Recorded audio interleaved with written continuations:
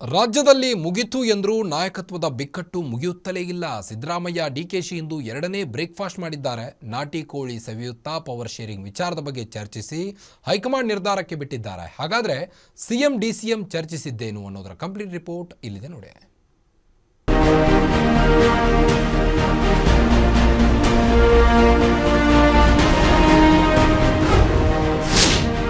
ನಾಟಿ ಕೋಳಿ ಸಾರು ಇಡ್ಲಿ ಜೊತೆ ಸಿದ್ದು ಡಿಕೆ ಮೀಟಿಂಗ್.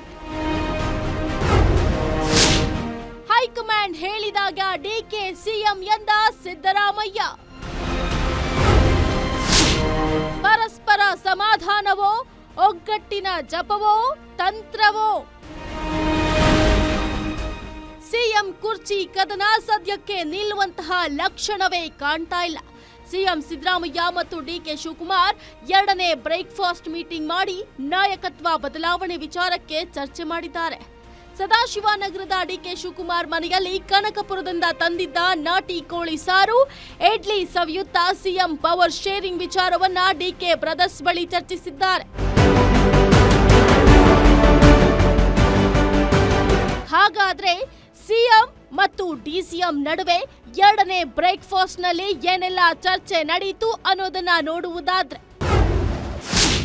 ಡಿಕೆಶಿ ಹೇಳಿದ್ದೇನು? ಹೈಕಮಾಂಡ್ ಎಲ್ಲವನ್ನ ನಮ್ಮ ಮೇಲೆಯೇ ಬಿಟ್ಟಿದೆ. ನೀವೀಗಾಗಲೇ ಎಲ್ಲ ಅಧಿಕಾರವನ್ನ ಅನುಭವಿಸಿದ್ದೀರಿ. ಸರ್ಕಾರ ಬರುವುದಕ್ಕೆ ನಾನು ನೀವು ಇಬ್ಬರೂ ಕಾರಣ. ಹೀಗಾಗಿ ನನಗೂ ಸಿಎಂ ಆಗಬೇಕು ಅಂತ ಆಸೆ ಇದೆ. ನಮ್ಮ ಬಣದವರು ಕೂಡ ಸಿಎಂ ಆಗಿ ಅಂತಿದ್ದಾರೆ. ಹೈಕಮಾಂಡ್ ಹೇಳಿದಂತೆ ಅಂದು ನಡೆದುಕೊಂಡಿದ್ವಿ. ದೆಹಲಿಗೆ ಹೋಗಿ ಇಬ್ಬರು ಮತ್ತೊಮ್ಮೆ ಮಾತನಾಡೋಣ. ಅಧಿವೇಶನಕ್ಕೂ ಮುನ್ನ ದೆಹಲಿಗೆ ಹೋಗಿ ಬರೋಣವಾ? ಸೋನಿಯಾ ಮೇಡಂ ಬಳಿ ನಾನು ಮತ್ತೊಮ್ಮೆ ಕೇಳ್ತೀನಿ. ನೀವು ಮನಸ್ಸು ಮಾಡಬೇಕು ಅಂತ ಹೇಳಿರೋ ಡಿಕೆಶಿ.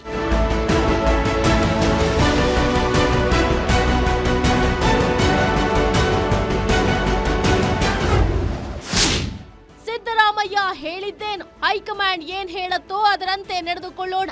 ಸಿದ್ದರಾಮಯ್ಯ ಬಳಿಕ ನಿಮಗೆ ಅಧಿಕಾರ ಅಂತ ಹೇಳಿದ್ದಾರೆ. ಆದ್ರೆ ಇದೇ ಅವಧಿಯಲ್ಲಿ ಬಿಟ್ಟಿಕೊಡಿ ಅಂತ ಹೇಳಿಲ್ಲ. ನಮ್ಮ ಬಣದವರು ಕೂಡ ನೀವೇ ಇರಿ ಅಂತಿದ್ದಾರೆ. ಎಂದಿಗೂ ನನಗೆ ಶಾಸಕರ ಸಂಖ್ಯಾಬಲ ಹೆಚ್ಚಿದೆ. ನನಗೆ ಇದು ಕೊನೆಯ ಅವಧಿ. ಮುಂದೆ ಮತ್ತೆ ಸಿಎಂ ಆಗಲ್ಲ. ನೋಡೋಣ. ನಾಳೆ ವೇಣುಗೋಪಾಲ್ ಜೊತೆ ಮಾತನಾಡ್ತೀನಿ.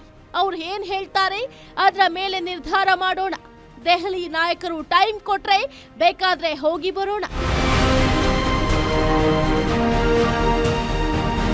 ಏನು ಇದೆಲ್ಲ ಬಳಿಕ ಸಿಎಂ ಸಿದ್ದರಾಮಯ್ಯ ನಾವಿಬ್ಬರು ಬ್ರದರ್ಸ್, ಈಗಲೂ ಮುಂದೆಯೂ ಒಗ್ಗಟ್ಟಾಗಿರ್ತೀವಿ.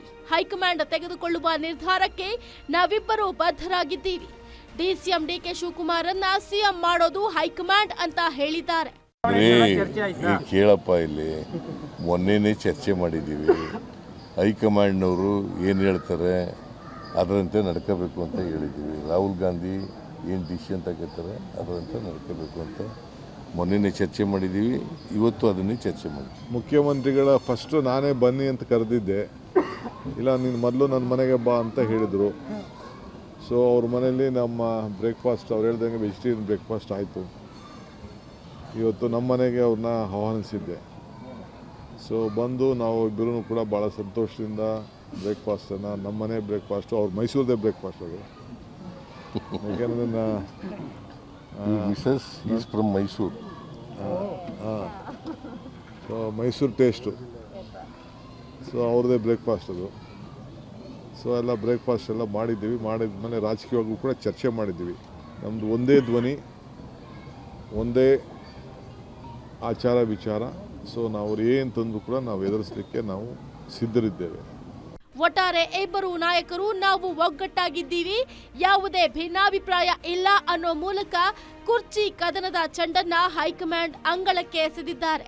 ಹೈಕಮಾಂಡ್ ಯಾವ ನಿರ್ಧಾರ ತೆಗೆದುಕೊಳ್ಳುತ್ತೆ ಅನ್ನೋದನ್ನ ಕಾದು ನೋಡಬೇಕಿದೆ.